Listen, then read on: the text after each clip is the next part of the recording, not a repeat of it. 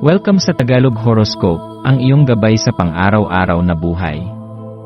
Hatid namin ang pinakadetalyadong horoscope na magsisilbing gabay mo sa pera, trabaho, pag-ibig, kalusugan, at swerte. Naway magtagumpay sa buhay ang lahat ng ating tagapakinig at subscribers sa buong mundo. Maraming salamat sa pag-subscribe at tanggapin ang siksik, liglig, at umaapaw na biyayang hatid ng Tagalog Horoscope. Narito ang iyong pang-araw-araw na horoscope para sa Gemini. Panimula. Ngayong Pebrero 15, 2025, ang kalangitan ay may mahalagang mensahe para sa iyo, mahal kong Gemini. Habang lumilipas ang araw, hinihikayat ka ng sansinukob na harapin ang mga hamon ng may bukas na isipan at determinasyon. Bilang isang taong likas na mausisa at matalino, may kakayahan kang tingnan ang iba't ibang aspeto ng bawat sitwasyon.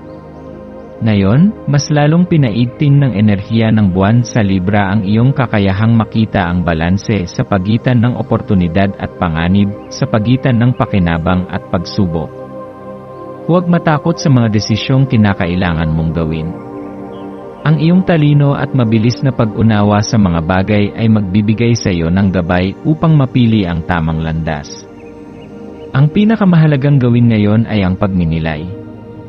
Hanapin ang mas malalim na kahulugan sa bawat hakbang na iyong tinatahak, sapagkat may mas malaking larawan na naghihintay na maunawaan mo. Hindi lahat ng bagay ay dapat madaliin, minsan ay kailangang huminto sandali, huminga ng malalim, at tanungin ang sarili. Ano ang tunay na layunin ko? Ang kahalagahan ng pagninilay at pagkilala sa sarili. Ngayong araw, hinihikayat ka ng sansinukob na ituon ang iyong pansin sa iyong panloob na mundo. Ang mabilis mong pagtakbo sa buhay ay madalas na nagiging dahilan upang hindi mo mapansin ang maliliit, ngunit mahahalagang emosyon na lumulutang sa iyong isipan. Ngayon, may pagkakataon kang harapin ang anumang hindi mo pa lubos na nauunawaan tungkol sa iyong sarili. Marahil may mga bagay kang pinipiling ipagwalang bahala, mga alaala ng nakaraan, mga pangarap na hindi natuloy, o mga emosyon na matagal mo nang iniwasan. Ngunit ngayong araw, ang enerhiya ng kalangitan ay nagbubukas ng isang pinto para sa iyo upang pagnilayan ang mga ito. Ang unang hakbang sa tunay na pagbabago ay ang pagtanggap ng iyong nararamdaman. Huwag matakot sa anumang lungkot, pangamba, o pag-aalinlangan na maaaring sumagi sa iyong isip. Lahat ng ito ay bahagi ng iyong paglalakbay patungo sa mas malalim na pag-unawa sa iyong sarili. Sa halip na labanan ang iyong damdamin, tanggapin mo ito. Isulat ang iyong mga iniisip, makipag-usap sa isang pinagkakatiwalaang kaibigan, o maglaan ng oras upang mapag-isa at tahimik na magnilay. Sa paggawa nito, mas lalong lilinaw ang iyong pananaw at mas mauunawaan mo ang mga desisyong kailangan mong gawin sa hinaharap. Ang enerhiya ng buwan sa Libra at ang iyong kakayahang makahanap ng balanse. Ang buwan ay kasalukuyang nasa Libra, isang tanda ng balanse, harmonya at diplomasya. Para sa isang tulad mong Gemini, na likas na mahilig sa pakikisalamuha at pag-aaral ng iba't ibang pananaw, ito ay isang magandang pagkakataon upang pag-isipan ang iyong relasyon sa iba.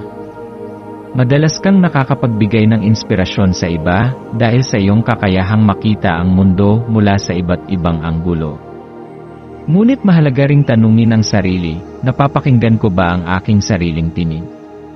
Binibigyan ko ba ng sapat na oras ang aking personal na pangangailangan, o masyado akong nakatutok sa mundo sa aking paligid? Ngayong araw, pag-isipan mo kung paano mo maaaring balansihin ang iyong personal na kaligayahan at ang iyong koneksyon sa iba. Ang Libra ay nagtuturo ng kahalagahan ng harmonya, kaya't subukan mong pagtuunan ng pansin ang mga aspeto ng iyong buhay na nangangailangan ng pagsasaayos. Mayroon bang isang relasyon na dapat mong bigyang pansin? Isang hindi natapos na usapan na kailangang maayos? O baka naman isang sitwasyon sa trabaho o pamilya na nangangailangan ng iyong diplomasya at pagiging bukas sa kompromiso? Sa pamamagitan ng pagtanggap ng enerhiyang ito, makakahanap ka ng mas malaking kapayapaan sa iyong sarili at sa iyong paligid. ang kagandahan ng pagtanggap at pasasalamat. Habang tinatahak mo ang araw na ito, tandaan na ang tunay na kasiyahan ay hindi nagmumula sa panlabas na bagay kundi sa kakayahang pahalagahan ang mga simpleng bagay sa iyong paligid. Maglaan ng oras upang tingnan ang kagandahan ng iyong araw, ang init ng sikat ng araw, ang malumanay na pag-ihip ng hangin, o ang mga ngiti ng mga taong iyong nakakasalamuha. Ang simpleng pagkilala sa maliliit na biyaya ng buhay ay maaaring magdala ng higit na kasiyahan at kapanatagan sa iyong puso.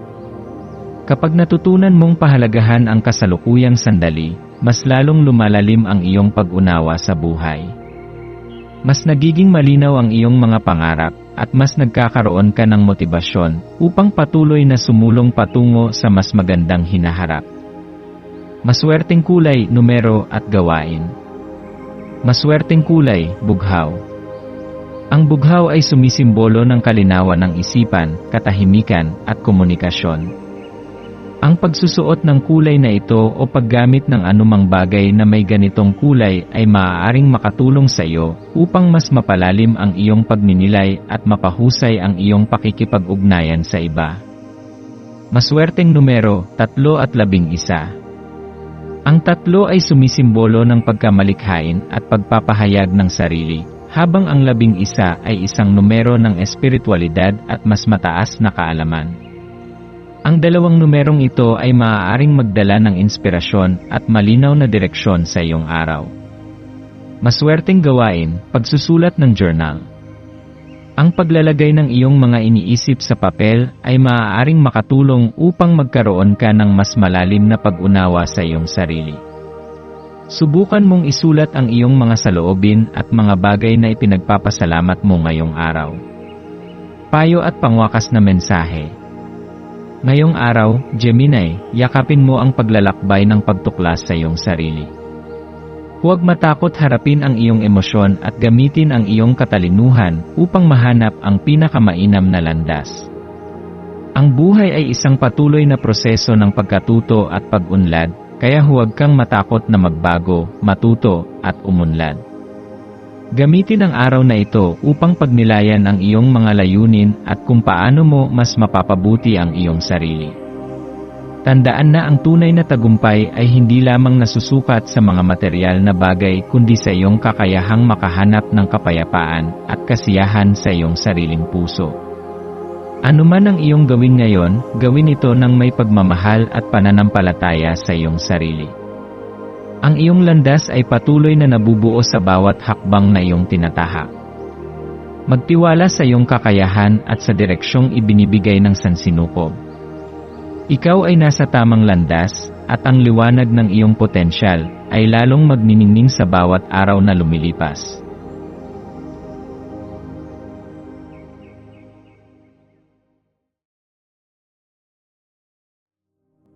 Tayo ay magkaroon ng kaunting sandali upang ipagdasal ang lahat ng mga dalangin ng ating mga subscribers, na sana'y matamo nila ang kanilang mga pinapangarap sa buhay, magandang trabaho, mabuting kalusugan, payapa at masayang pamumuhay, at siksik, liglig at umaapaw na biyaya at kayamanan.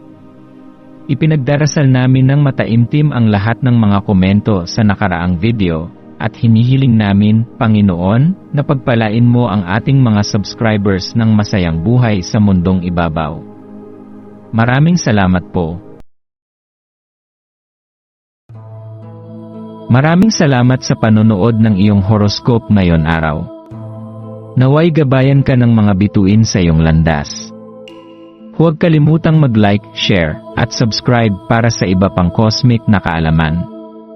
Hanggang sa muli, manatiling konektado sa universo.